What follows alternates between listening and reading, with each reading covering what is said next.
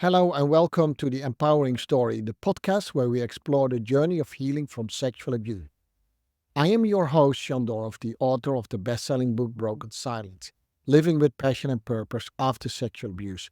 And today we are discussing a powerful and transformative step in the healing process, writing and publishing your story.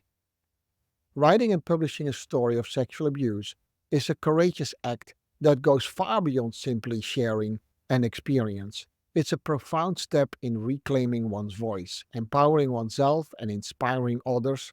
In this episode, we'll explore why this is such a major step in the healing process and the broader implications it has for the survivor, the community, and society as a whole. We are celebrating the publication of several powerful books written by brave and courageous women who have shared their stories of survival and healing.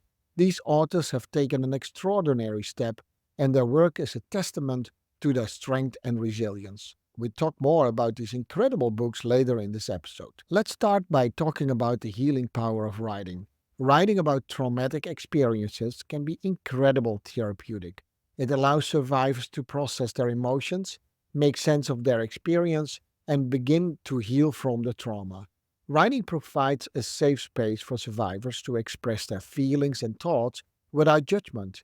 It's a way to externalize the pain and gain perspective. When survivors write about their experiences, they can start to see themselves not just as victims, but as resilient individuals who've endured and overcome significant challenges.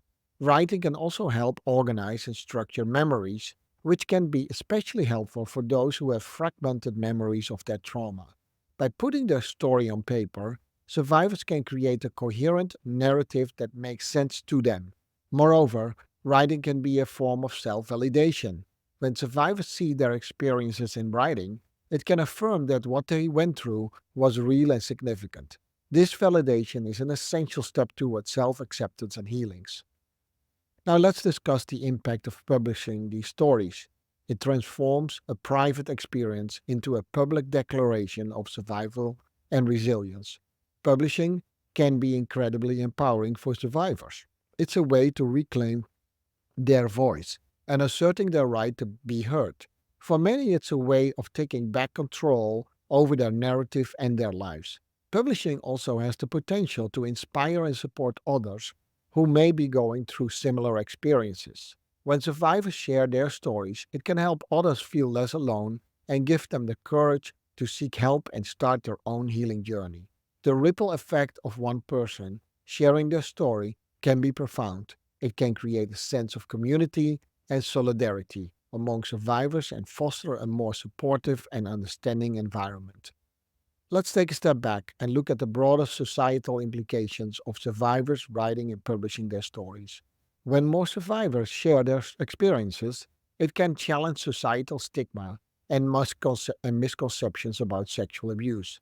By bringing these stories into the public eye, we can also start to change the narrative around sexual abuse. It can help to dismantle myths, reduce victim blaming, and promote a more compassionate and informed perspective. Additionally, published stories can influence policy and advocacy efforts. Personal testimonies are powerful tools for driving change, whether it's in the legal system, educational settings, or within community organizations.